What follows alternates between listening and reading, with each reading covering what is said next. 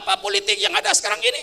Oh, politik kebohongan, politik kedoliman, politik ketidakadilan, huwat, pencitraan. Maka saya ingatkan, hai pemimpin bangsa, kau tidak perlu bikin pencitraan. Pemimpin yang merewehasa pencitraan, percaya pada syukron makmun, itu pemimpin munafik. Hai pemimpin bangsa, pencitraan tidak usah direkayasa. Pencitraan akan datang dengan sendirinya, tergantung perbuatanmu kepada rakyatmu. Nanti pencitraan akan datang dengan sendirinya, tidak usah direkayasa. Yang merekayasa pencitraan, yakinilah itu pemimpin penipu. Habis-habisan saya ini ngomong ini, padahal sudah tua nih. Ya. Kalau saudara ditanya siapa penceramah paling tua di Indonesia, jawab Syukron Makmun, nggak ada lagi. Tolong cari siapa yang lebih tua.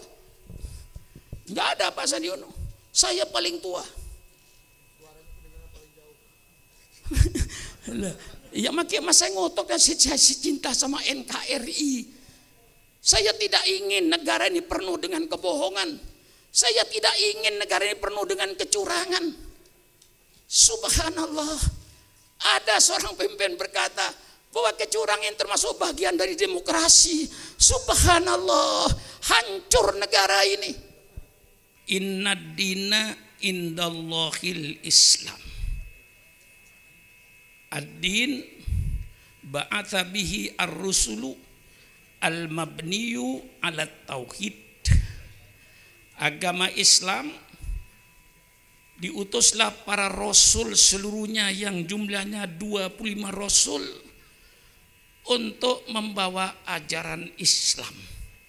Semua nabi yang 50 rasul itu semuanya agamanya agama Islam yang dibangun di atas tauhid, al-mabniyu ala tauhid.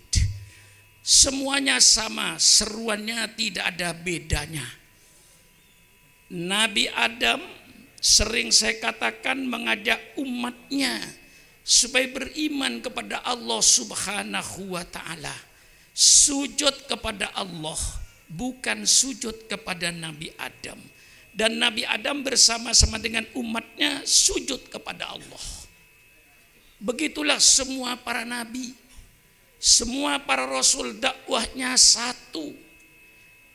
Nabi Nuh mengajak umatnya supaya beriman kepada Allah Subhanahu wa ta'ala, pencipta alam semesta.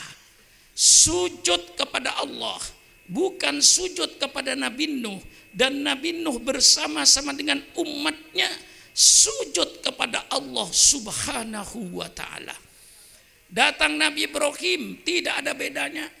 Datang Nabi Musa, sama dakwahnya. Nabi Musa mengajak umatnya beriman kepada Allah, pencipta alam semesta.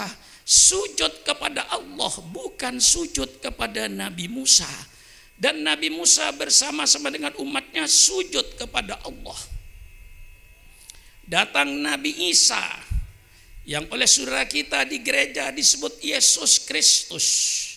Di dalam Al-Quran Nabi Isa seruannya sama seperti seruan Nabi Musa, seperti seruan Nabi Ibrahim, seperti seruan Nabi Adam.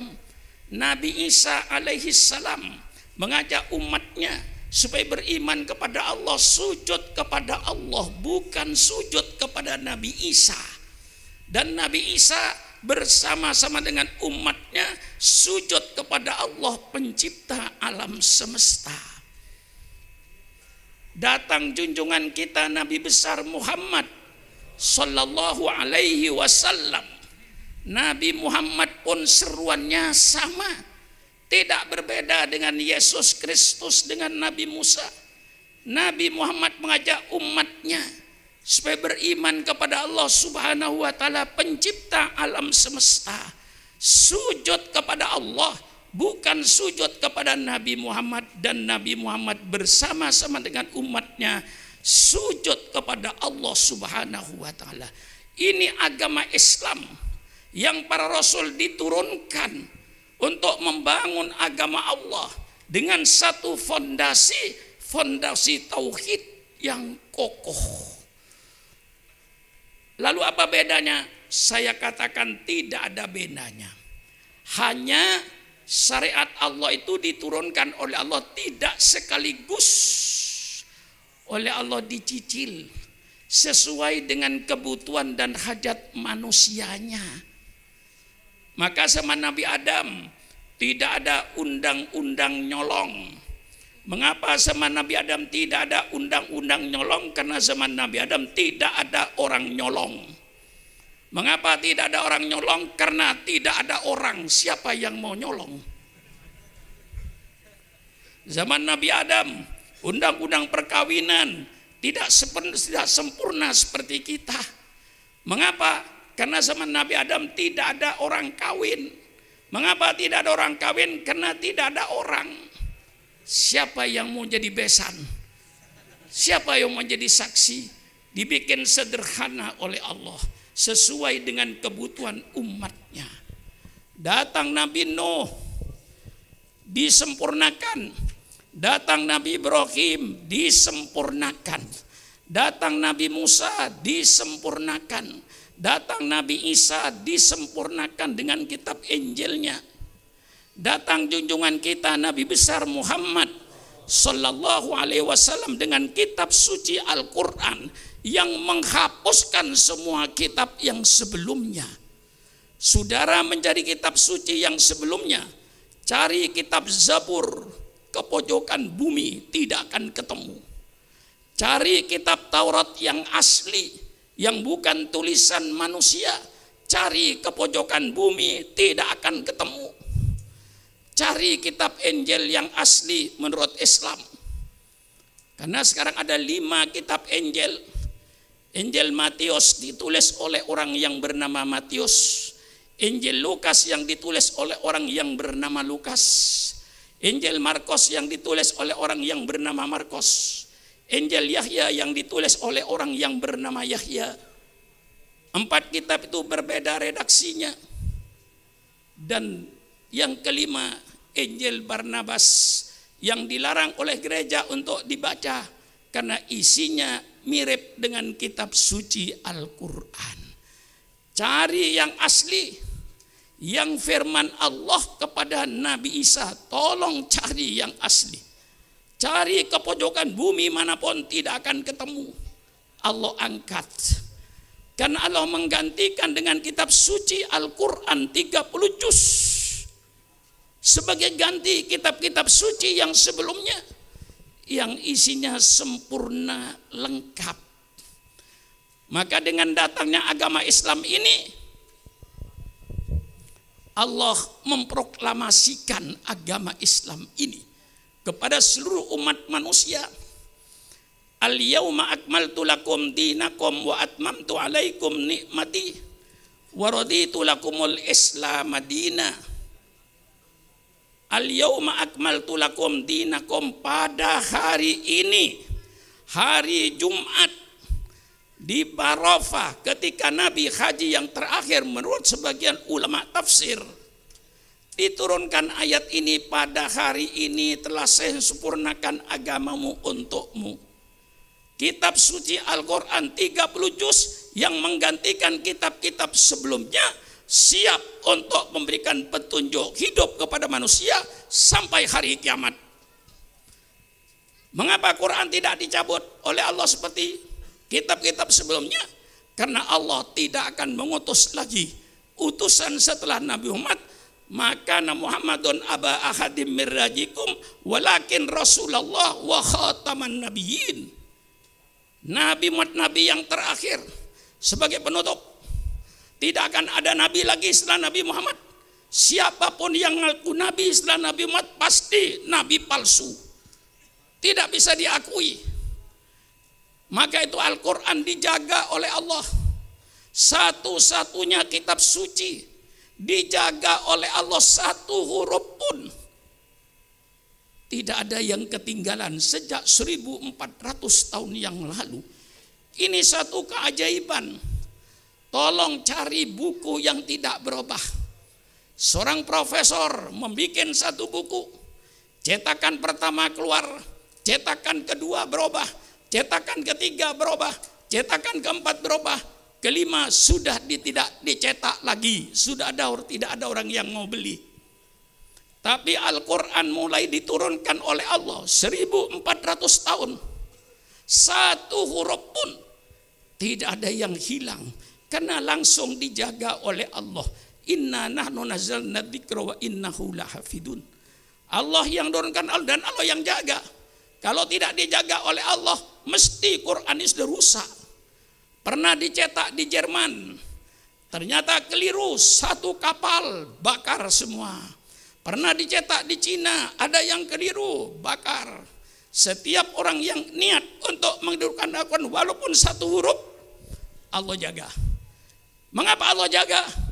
Karena Quran ini berlaku semenjak diturunkan sampai hari kiamat dan isinya sempurna. Hudal linnas, petunjuk hidup untuk manusia. Tidak ada kehidupan manusia yang tidak tersentuh oleh Al-Quran. Maka kalau ada aliran seperti liberalisme, kebebasan adalah hak asasi manusia. Aliran liberalisme ini ditimbulkan karena mereka trauma terhadap agama mereka. Trauma terhadap agama mereka, trauma atas nabi mereka, trauma atas kitab mereka. Sehingga mereka lalu ingin membebaskan dari ajaran agama. Itu liberalisme. Seorang tokoh liberalisme di Amerika yang bernama Humphrey Cox, dalam bukunya dia menyatakan tujuan liberalisme itu adalah untuk membebaskan manusia dari asuhan agama supaya meninggalkan agama. Maka saya katakan kepada pemerintah Republik Indonesia sebagai sumbangan pikiran, kalau liberalisme ini tidak dibatasi dengan akhlak, kalau liberalisme ini tidak dibatasi dengan agama, berarti liberalisme Indonesia merupakan satu proses untuk membinatangkan bangsa Indonesia. Dan sekarang sudah terjadi pergaulan bebas laki-laki dengan perempuan. Ini semuanya.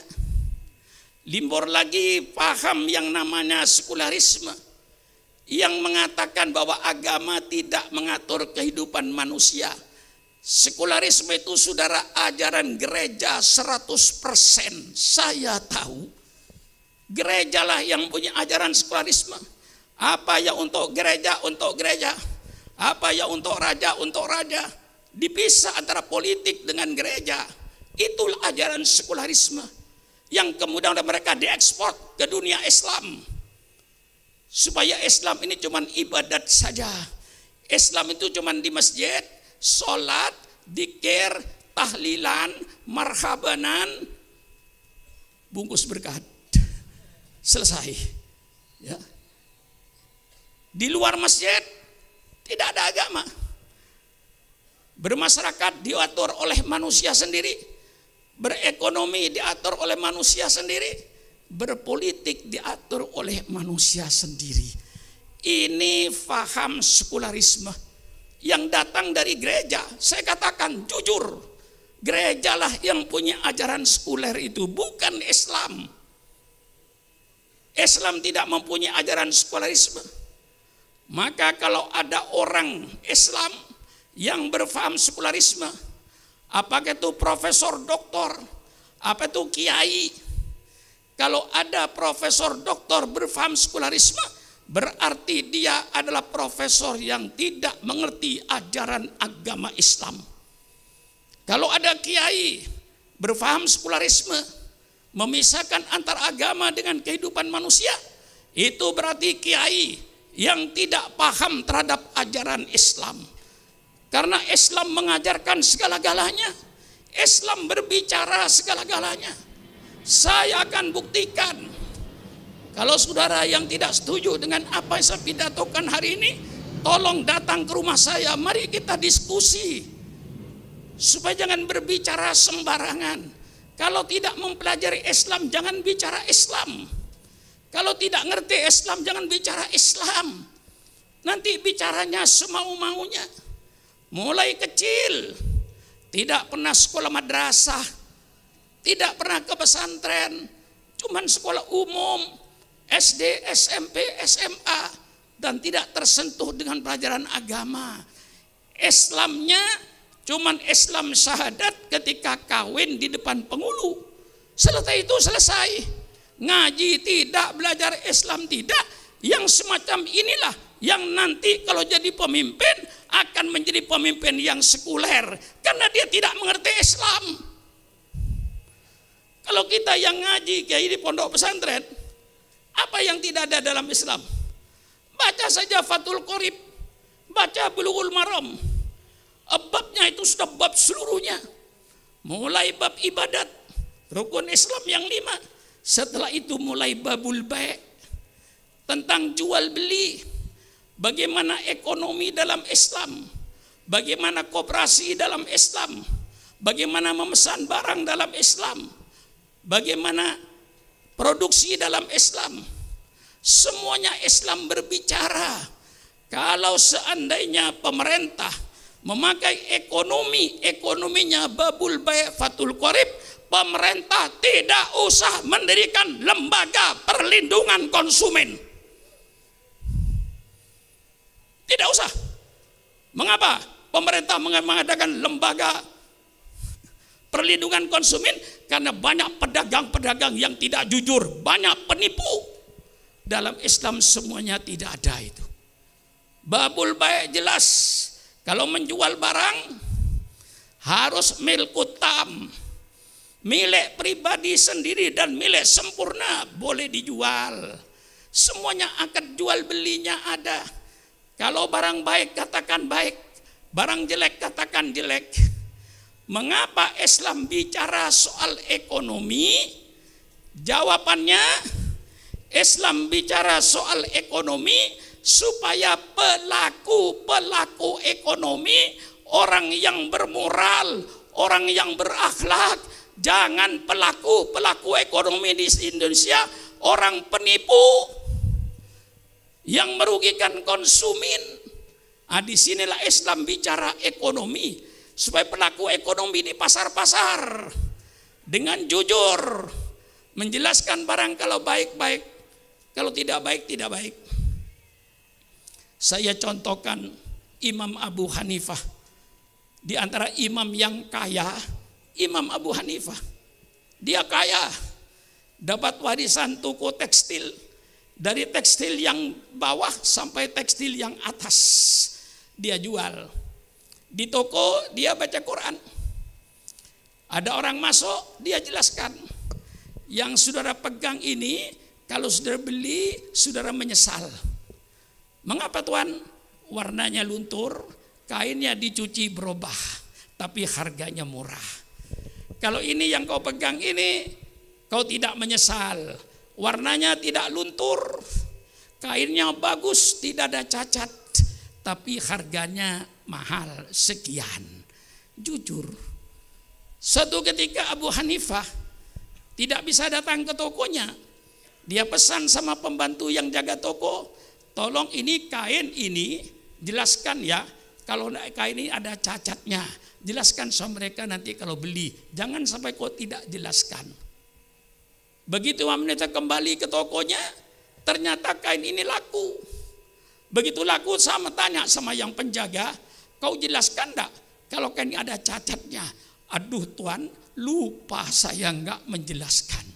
Nah, mesti konsumen tertipu. Dicari oleh Imam Abu Hanifah siapa yang beli. Satu kampung ditanya siapa yang belanja ke toko saya. Dia tertipu, beli kain saya, dia tidak tahu kalau kain ini saya cacat. Subhanallah, dicari pembelinya nggak ketemu. Mungkin yang membeli orang jauh. Akhirnya apa perbuatan Imam Abu Hanifah? Uang tadi dari kain yang tidak dijelaskan cacatnya langsung disedekahkan pada fakir miskin. Ini uang subhat.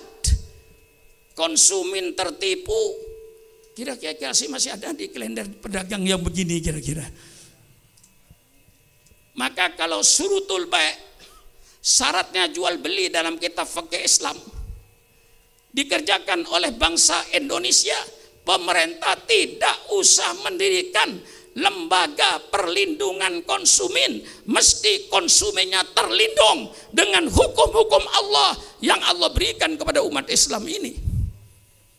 Ini jelas saudara. Mengapa Islam bicara ekonomi? Supaya pelaku ekonominya orang bermoral, berakhlak. Mengapa Islam bicara soal bermasyarakat?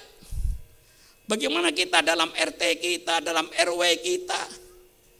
Islam mengajarkan, man kana yu'minu billahi wal yaumil akhir falyukrim jarahu. Kalau kau beriman kepada hari kiamat, muliakan tetangga. Tetangga dengan tetangga saling hormat menghormati. Tetangga dengan tetangga saling harga menghargai. Subhanallah. Hasad tidak ada, syirik tidak ada, marah tidak ada. Wa ta'awanu 'alal birri wat taqwa. Saling tolong menolong, bergotong royong dalam kebaikan. Alangkah indahnya RT dan RW yang sesuai dengan petunjuk Al-Qur'an.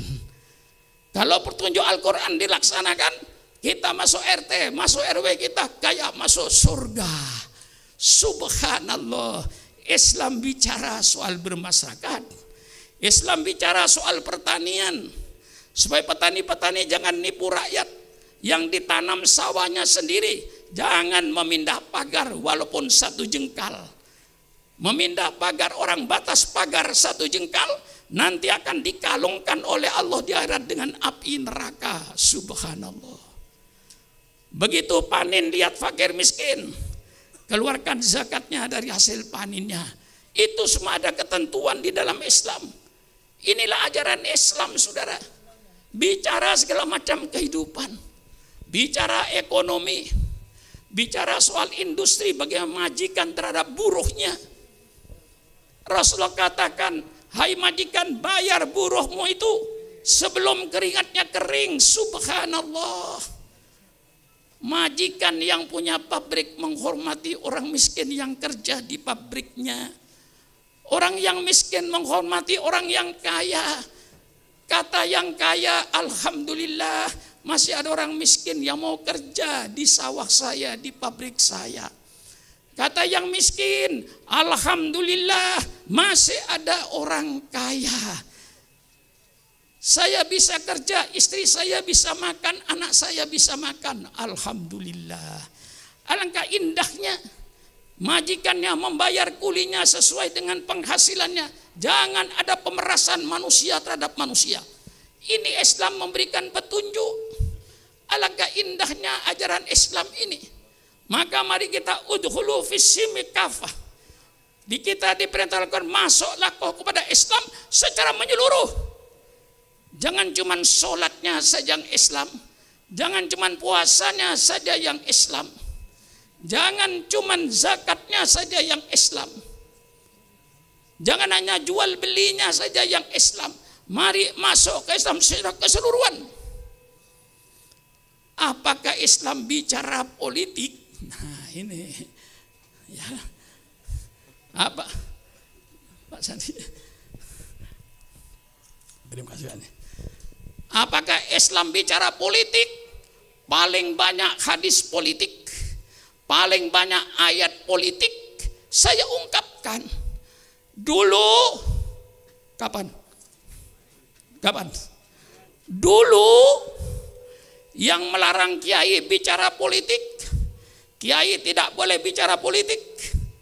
Kiai di masjid-masjid gak boleh bicara politik. Di masjid Islam dia buat politik. Politik itu kotor. Agama itu bersih, jangan dicampur. Itu kata Belanda. Mengapa Belanda berkata begitu? Karena Belanda ingin menjajah Indonesia. Walaupun sudah 300 tahun, 350 tahun menjajah Indonesia, tapi Belanda masih ingin menjajah sampai kiamat. Maka untuk menjalankan inilah kiai dilarang bicara politik. Politik kotor. Siapa bilang politik kotor? Ya, maaf Pak Sandi ya, ini orang politik ini. Bukan politik yang kotor. Yang kotor pelaku politik. Betul? Politik itu bagus, bersih. Sering saya ungkapkan ini akhir-akhir ini. Siapa bilang politik itu kotor? Mari kita kembali pada definisinya. Ya, kayak santri kalau belajar di pondok pesantren kan ada definisinya. Mahu ilmu nahwi. Apa ilmu nahwi itu? Ilmun yabahtu ana wari kalimat min haitsul i'rab. Ilmu nahwu ilmu yang membahas bagaimana membaca akhir kata di bahasa Arab, dibaca marfu, dibaca mansub, dibaca majrur, atau dibaca majzum. Itu ilmu nahwu supaya kita ngerti dan paham ketika kita baca kitab. Ma huwa ilmu sarfi? Ilmu sarfi ilmun yabhathu an taghyiril kalimat min kalimatin wahidatin ila kalimatin muta'addidatin lima'anin maksudatin. Ilmu sarf itu ilmu yang mempelajari perubahan kata dalam bahasa Arab. Dari satu kata menjadi 11 kata. Dari satu kata menjadi 11 kata dengan arti yang tersendiri. Nasara yansuru nasron wa mansuron fa huwa nasirun wa dzaka mansurun unsur la tansur mansurun mansurun min surun. Ilmu apa itu? Ilmu sarf. Fa'ala yufa'ilu taf'ilan taf'ilatan taf'alan tif'alan mufa'alan fa huwa mufa'ilun wa dzaka mufa'alun fa'il la tufa'il mufa'alun mufa'alun sret. Sret itu kosong. Tidak ada. Nah, itu ilmu sarf bagus. Saya ajarkan umat Islam supaya cerdas. Ilmu politik itu ilmu yang wajib kita ajari secara fardu kifayah. Karena Imam Ghazali menggariskan ilmu yang bersangkut dengan kepentingan umat hukumnya fardu kifayah. Belajar ilmu kedokteran fardu kifayah.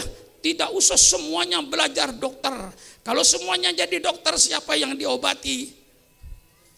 Maka fardu kifayah. Belajar ilmu teknik fardu kifayah. Silakan baca kitab Ihya itu tentang bab al-ulumul mahmudah. Itu jelas uraian Imam Ghazali. Nah, ilmu politik ilmu yang wajib kita pelajari. Sebab apa? Ilmu politik itu ilmu yang membahas bagaimana cara mengatur suatu negara. Subhanallah. Kalau sudah ingin mengatur negara, belajarlah, bacalah kitab-kitab politik. Islam cukup kaya dengan kitab politik ini. Cuman kadang-kadang di pesantren tidak diajarkan. Mengapa tidak ajarkan pengaruh Belanda? Pengaruh Belanda itu. Maka kalau sekarang masih ada pejabat pemerintah Republik Indonesia yang melarang ulama bicara politik di masjid, dilarang khutbah Jumat politik, dilarang ngaji, dilarang bahas politik di majelis taklim, itu orang sisa-sisa Belanda. Masih banyak sisa-sisa Belanda itu. Dulu Kiai Maskur, Menteri Agama Seman Bung Karno dulu, ya kebetulan jadi mertua saya, cerita sama saya, kitab-kitab yang dilarang oleh Belanda, termasuk kalau Kiai sekarang masih ada, yang namanya kitab Idotun Nasiin. Itu zaman Belanda dilarang. Mengapa dia membangkitkan semangat muda kayak tadi? Dilarang itu tunas oleh Belanda.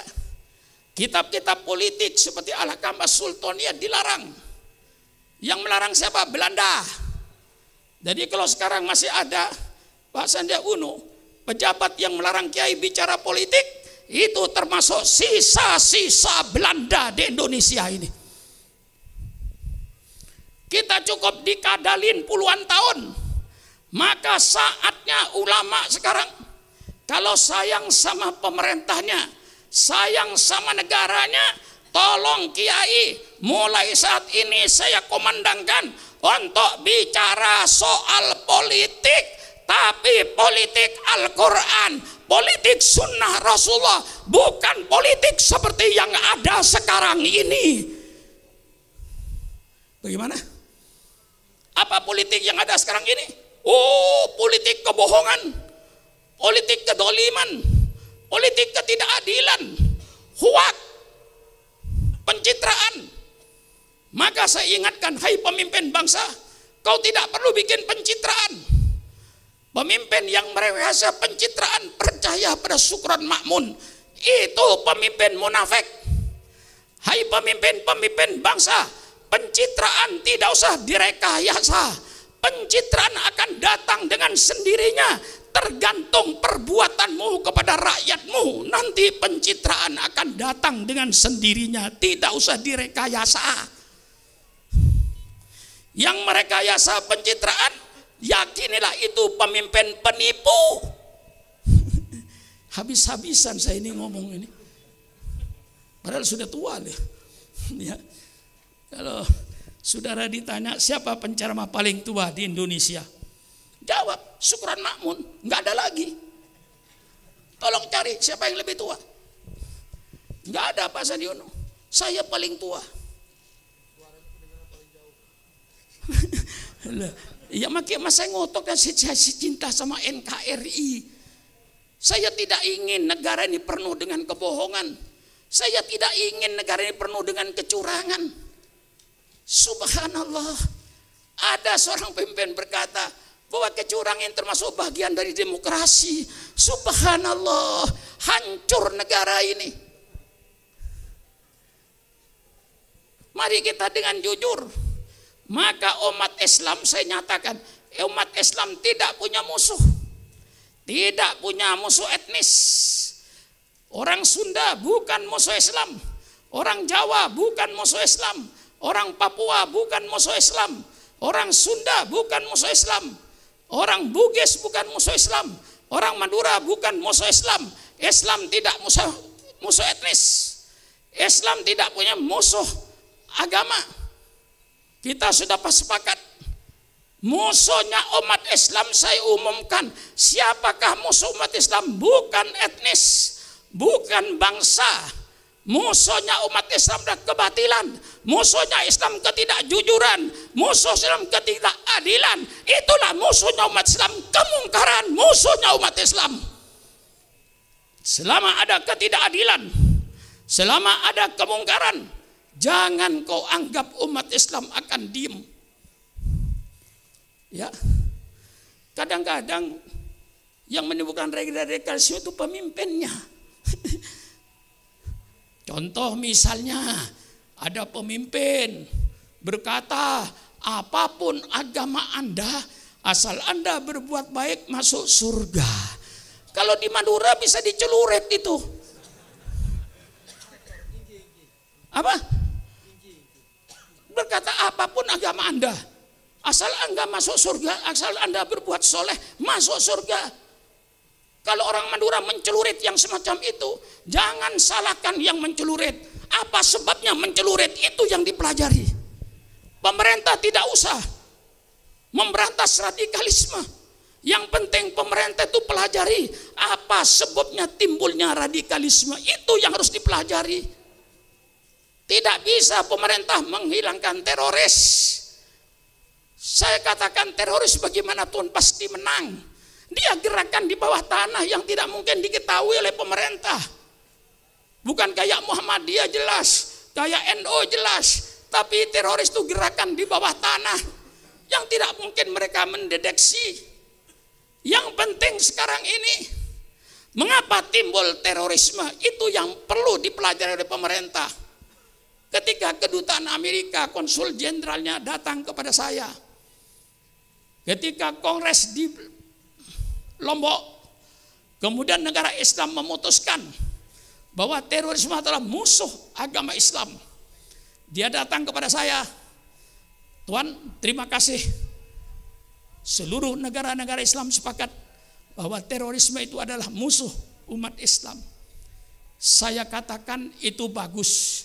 Tolong Amerika bikin kongres sekali lagi. Jangan hanya melihat fenomenanya terorismenya, tapi lebih penting kau Amerika pelajari mengapa timbul terorisme, itu yang perlu dipelajari, sebabnya yang perlu dipelajari. Sebabnya bukan hanya kesempitan cara berpikir mereka, Tapi kadang-kadang fatwa-fatwa dari tokoh-tokoh Islam itu yang menimbulkan radikalisme.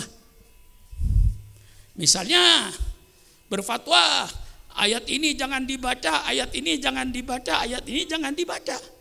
Timbullah radikalisme. Ya. Timbullah radikalisme.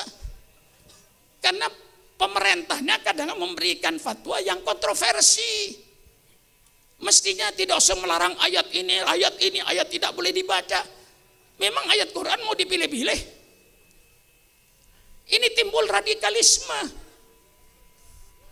Pakaian mau diatur. Pakaian ini enggak boleh. Subhanallah. Orang pakai cadar enggak boleh. Perempuan pakai rok sepan, celana pendek boleh. Betul apa tidak?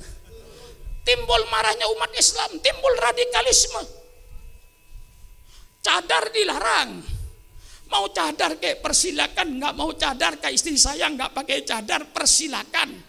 Cuman saya katakan, hai wanita yang pakai cadar, jangan kau merasa kau benar sendiri. Itu masalah khilafiyah, itu yang tidak boleh. Jangan merasa paling Islam karena pakai cadar. Nah, itu tidak boleh. Nah, ini saudara-saudara. Ini yang menimbulkan radikalisme. Kadang-kadang kebijaksanaan pemerintah yang kontroversi. Orang pakai cadar dilarang. Pakai celana cekak. Celana apa itu? Celana jingklang dilarang. Itu malah menghemat kain itu. Betul apa tidak? Yang mestinya habis 2 meter, habis 1,5 meter. Lah mengapa dilarang? Nah ini kadang-kadang menimbulkan radikal. Jangan dikira radikal itu karena kesempitan berpikir saja. Kadang-kadang kebijaksanaan pemerintah pun menimbulkan rakyatnya radikal. Maka hati-hati pemerintah membuat kebijaksanaan. Jangan membuat kebijaksanaan yang kontroversial dengan masyarakat yang mayoritas ini. Betul atau tidak? Kami sadar Indonesia bukan negara agama. Tapi pemerintah pun harus sadar. Ya, sama-sama sadar kan? Kami sadar bahwa Indonesia bukan negara agama. Tetapi pemerintah harus sadar pula bahwa mayoritas penduduk Indonesia beragama. Beragama. Maka pemerintah, saya ingatkan, kau jangan bikin undang-undang, kau jangan bikin peraturan yang berbeda dengan mayoritas. Pasti tidak dikerjakan. Betul atau tidak? Kalau pemerintah bikin undang-undang bertentangan dengan Quran, bertentangan dengan sunnah Rasulullah yang sahih, umat Islam tidak wajib menjalankan dan tidak wajib mentaati. Betul? Maka kalau pemerintah sadar bahwa mayoritas kita beragama Islam, bikinlah undang-undang, bikinlah peraturan yang sesuai dengan mayoritas ini. Karena yang akan melaksanakan undang-undang peraturan adalah rakyat Indonesia yang mayoritas. Kesel saya sudah. Ya, tapi apa boleh buat? Siapa bilang Islam tidak bicara negara? Mau minta berapa ayat tentang negara? Saya kasih. Daraballahu mathalan qaryatan kanat aminatan mutmainnah ya'tiha rizquha min kulli ragadan min kulli makan fakafarat bi an'umillah fa'adaqallahu libasahli wal khawfi bima kuntum tasnaun. Ini jelas ayat politik. Persilakan kaum sekuler berhadapan dengan surah Al-Ma'un. Allah memberikan contoh satu desa yang aman, tentram. Mengapa aman? Mengapa tentram? Tidak ada kemungkaran. Keadilan hukum berdiri pasti tentram. Negara yang aman dan tentram, rezekinya datang berlimpah ruah dari segala penjuru. Tapi mereka kafir. Fakafarat bi anwillah. Allah ganti rezeki tadi dengan kelaparan. Allah ganti keamanan dengan ketakutan. Berapa lagi Allah bicara soal negara. Lau anna ahlal qura amanu wattaqau lafatahna alaihim barakatim minas sama. Seandainya penduduk negeri ini beriman dan bertakwa kepada Allah, Allah turunkan keberkahan dari langit. Hujannya hujan berkah. Allah kasih berkah dari bumi, tumbuh-tumbuhannya berbuah semuanya dengan subur. Allah kasih keberkahan, bicara soal negara. Sampai Allah bicara hancurnya suatu negara. Apa ini tidak politik? Idza amarna an nuhlika qaryatan amarna mutrafiha fafasaku fiha faqa alaihal qawlu fatamarnaha tatmira.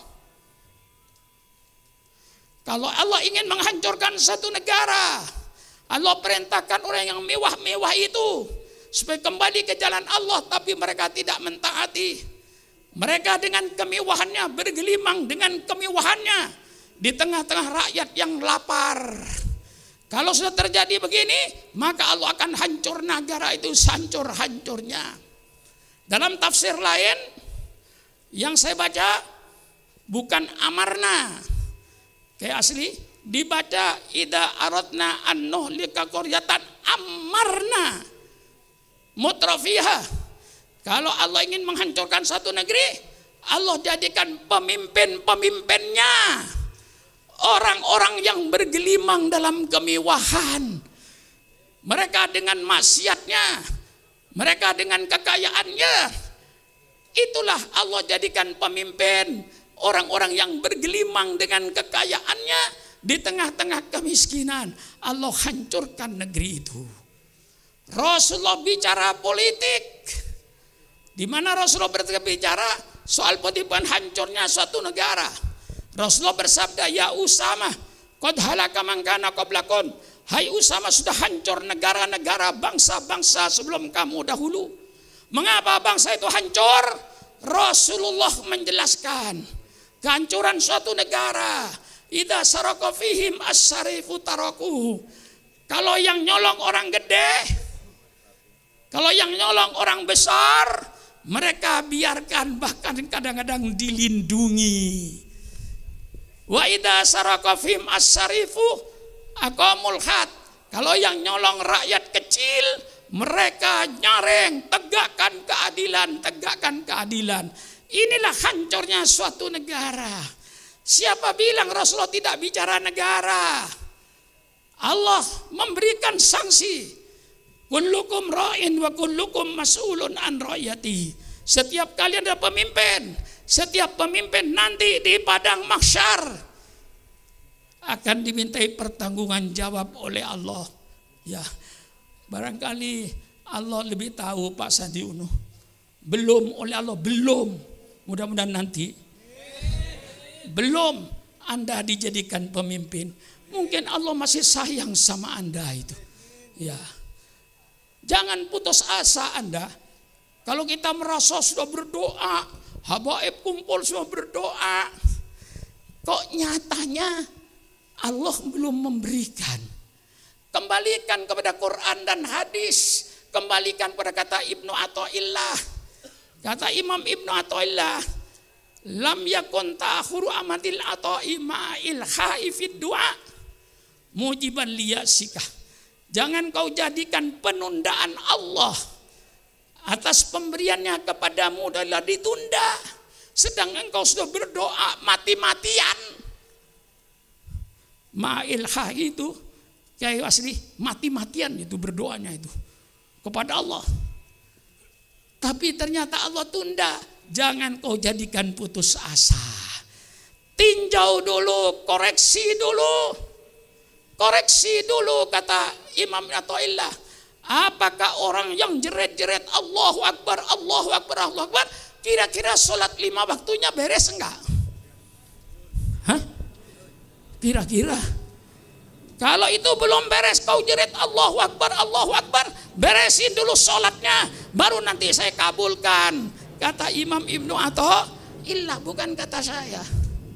Malah Allah dalam Al-Quran menyatakan, maka Allah liyadaral mu'minina ma antum alaihi hatta yamizal khabithu minat thayyib.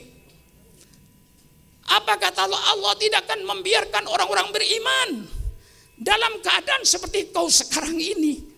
Jelas itu ya? Jelas kan Habib? Maka Allah liyadarul mu'minina ma antum alaihi.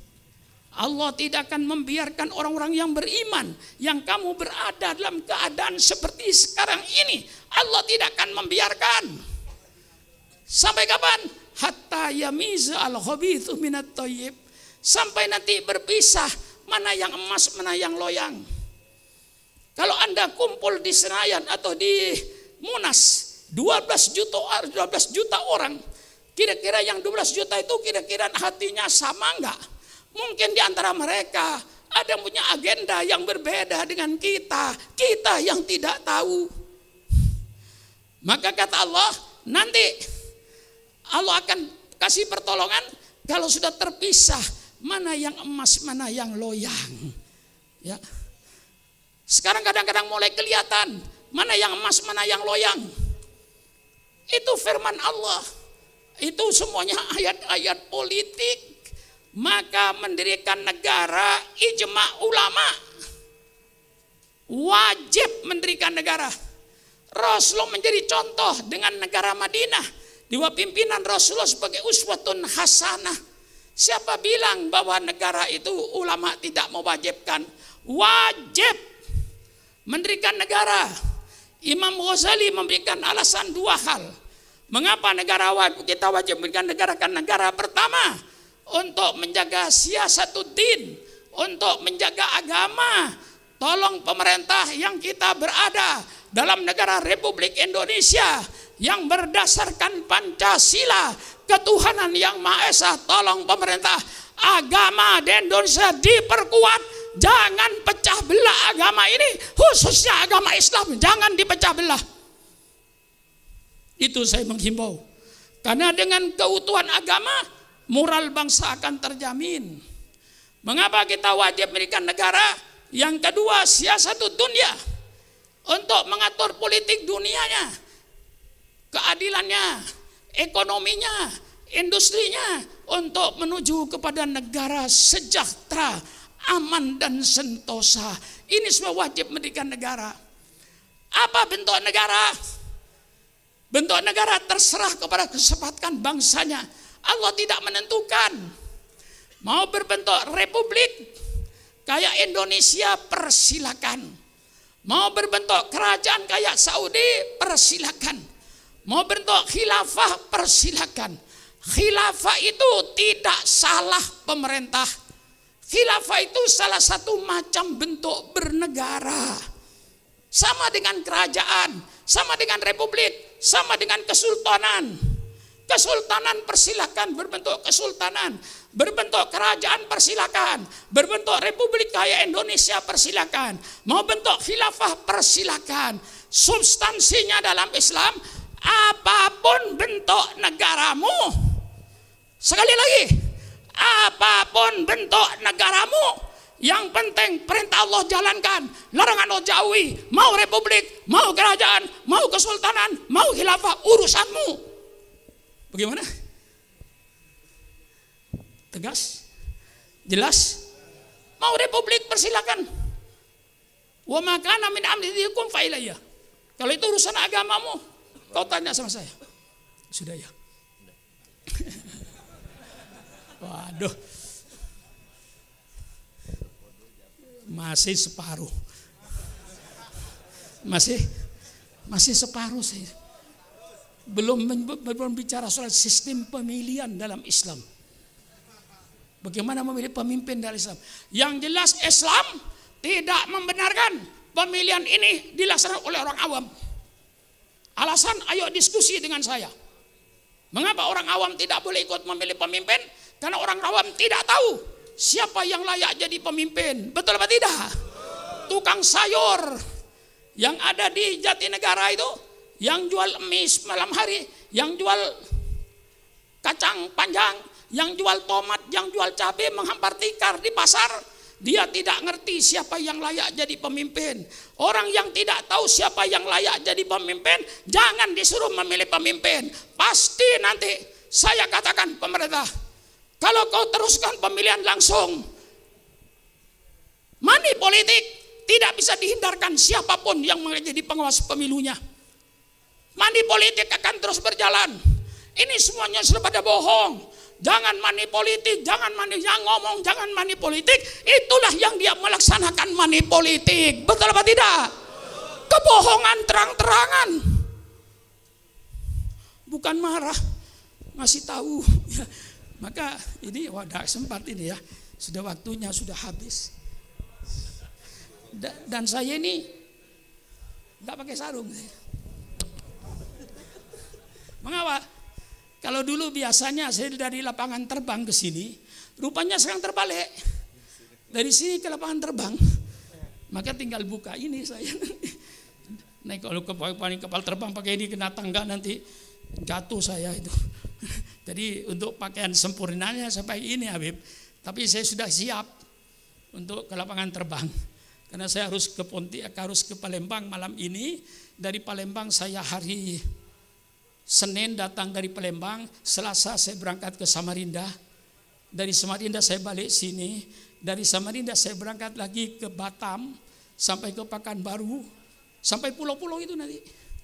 Pulau-pulau di Batam itu saya datangin nanti. Itu yang menjemput sudah datang itu. Takut saya nanti tidak bisa. Dari situ nanti ke Jawa Timur. Sampai menjelang Ramadan, saya lebih banyak di luar kota daripada di dalam kota ini. Jadi November, Desember itu saya banyak di luar Jakarta. Semuanya saya layani. Maka marilah kepada tokoh-tokoh pemerintah. Marilah kita kalau mau betul-betul rekonsiliasi, jangan ulama resmi saja yang diajak. Ya, Pak Sandiaga. Jangan ulama resmi saja, jangan ulama formal. Para formal itu kadang-kadang tidak semua. Yang kena duit itu banyak. Tapi kiai model kayak asli ini insya Allah ini. Kayak Munawir asli tidak ada palsunya dia. Asli. Nah iya. Ajak semua itu ulama, mari bicara di istana. Apa maunya pemerintah, apa maunya Habib Rizik. Mari kita ketemu. Betul apa tidak? Saya siap. Apa maunya Habib Rizik, apa maunya kita, mari kumpul.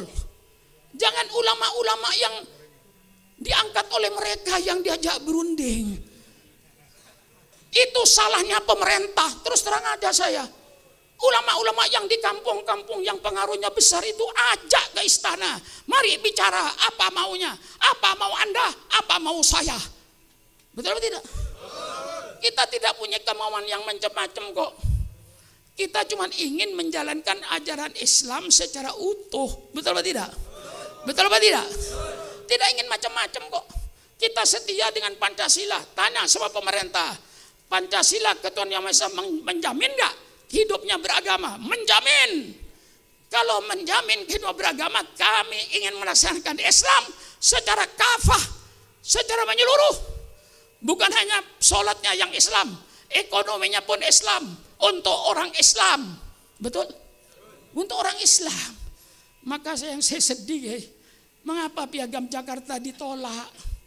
Itulah sumbernya radikalisme itu. Saudara nggak tahu ya, yang namanya Piagam Jakarta itu. Gini bunyinya, yang disebut Piagam Jakarta, negara Republik Indonesia berdasarkan ketuhanan dengan kewajiban menjalankan syariat Islam bagi pemeluk-pemeluknya, titik. Nggak ada hubungannya dengan agama lain. Mengapa ini dicoret? Mari kita ketemu sekarang. Kembalikan, saya bukan mau untuk Islam, tidak. Mari kita Pancasila ini kita jaga bersama-sama. Yang agama Kristen jalankan agamanya secara utuh. Orang Hindu jalankan agamanya secara utuh. Umat Islam jalankan agamanya secara utuh. Mari kita saling hormat menghormati, saling harga menghargai antar umat beragama. Bagaimana seruan saya ini kira-kira ya? Saya sudah dibisikin terus saya ini. Ya sudahlah. Sampai ketemu di lain kesempatan ya. Ya insya Allah mudah-mudahan lain kesempatan saya masih mau keluar Jakarta dulu. Kira-kira setengah bulan inilah. Saya ucapkan terima kasih sekali lagi. Mudah-mudahan apa yang kita kerjakan, mari kita pelihara negara kesatuan Republik Indonesia ini. Supaya umat Islam dalam menjalankan Islam secara kafah, Wassalamualaikum warahmatullahi wabarakatuh.